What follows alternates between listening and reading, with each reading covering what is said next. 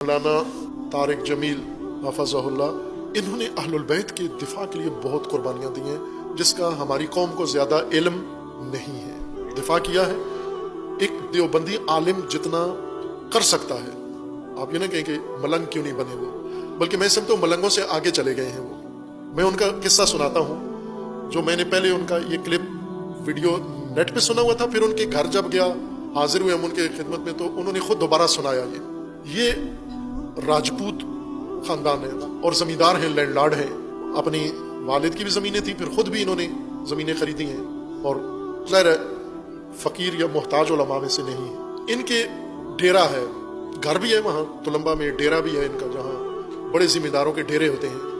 تو انہوں نے یہ فرمایا کہ ہمارے ڈیرے پہ مختلف لوگ آتے ہیں، ان کے کام کاج کرنے والے سارے ڈیرا آباد ہوتا ہے. تو کہا کہ ان میں ایک مراسی ہے، اس کا نام ہے صدیق مراسی. وہ کہتے ہیں یہ مراسی جب ہمارے گھر آتا تھا ڈیرے پہ تو دروازے سے ہی ہاتھ دونوں اٹھا کے تو شروع کرتا تھا بلند آواز سے اپنے سٹائل میں پنجابی میں، تیری خیر ہوئے، تیرے اجداد کی خیر ہوئے، تیرے بڑوں کی خیر ہوئے، تیرے فلاں کی خیر ہوئے.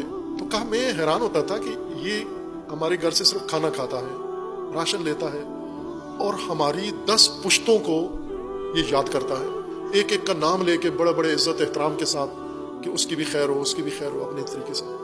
کہتے ہیں میرے ذہن میں یہ خیال آیا کہ میں کیا ہوں، میں ایک مراسی کی حد تک بھی شعور نہیں رکھتا کہ جس خاندان کے توسط سے مجھے عزت ملی ہے، جن کے صدقے میں مجھے یہ سب کچھ عطا ہوا ہے، میں نے تو ان کا نام لیا ہی نہیں، کبھی نام آتے بھی نہیں مجھے ان کے. سب پورا شجرہ نسب سادات کا، رسول اللہ کا یاد کیا اور پھر میں نے وہ پڑھنا شروع کر دیا. اپنی مجالس میں جہاں شروع ہوتا تھا تو اہل البیت کا نام لیتے، پنجتن پاک کا نام لیتے، ائمہ کا نام لیتے ادب کے ساتھ، پھر رسول اللہ، پھر اس کے بعد آل رسول کے بعد اجداد رسول اور آخر تک حضرت آدم تک کہتے تھے. میں یہ ذکر کرتا تھا اور طریقہ میرا وہی تھا جو صدیق مراسی کا تھا. تو انہوں نے کہا کہ ایک دن میں ایک علاقے میں گیا، وہاں یہ بات میں نے پڑھی، مجلس پڑھی، تقریر کر کے میں آیا نیچے تو کسی اور گاؤں کا ایک بندہ ملنے کے لیے بےتاب تھا. اس نے کہا کہ مجھے ضرور ملنا ہے مولانا صاحب سے، ایک پیغام انہیں پہنچانا ہے. تو کہا وہ میرے پاس آیا اور مجھے آ کر اس نے پیغام دیا. کہا کہ میں نے خواب میں امام حسین علیہ السلام کو دیکھا ہے. وہ سنی ہے جس نے خواب سنایا، شیعہ نہیں ہے. امام حسین علیہ السلام نے مجھے کہا ہے کہ طارق جمیل کو جا کر کہہ دو کہ ہم نے تجھے اپنے خاندان کا صدیق مراسی مان لیا ہے، قبول کر لیا ہے تجھے. تیرا وہی مقام ہے ہمارے، جو تیرے ڈیرے پہ اس کا ہے وہی ہمارے ڈیرے پہ تیری مان. کا میں وہاں بہت لرز گیا اور سنبھلنا مشکل ہو رہا تھا، کیونکہ میں نے یہ جو بات تھی صرف میرے ذہن میں تھی کہ میں صدیق مراسی کی طرح کیوں نہیں کرتا اہل البیت کا، نبی کے خاندان کا ذکر نہیں کرتا، جبکہ یہ ہمارے خاندان کا ذکر کرتا ہے.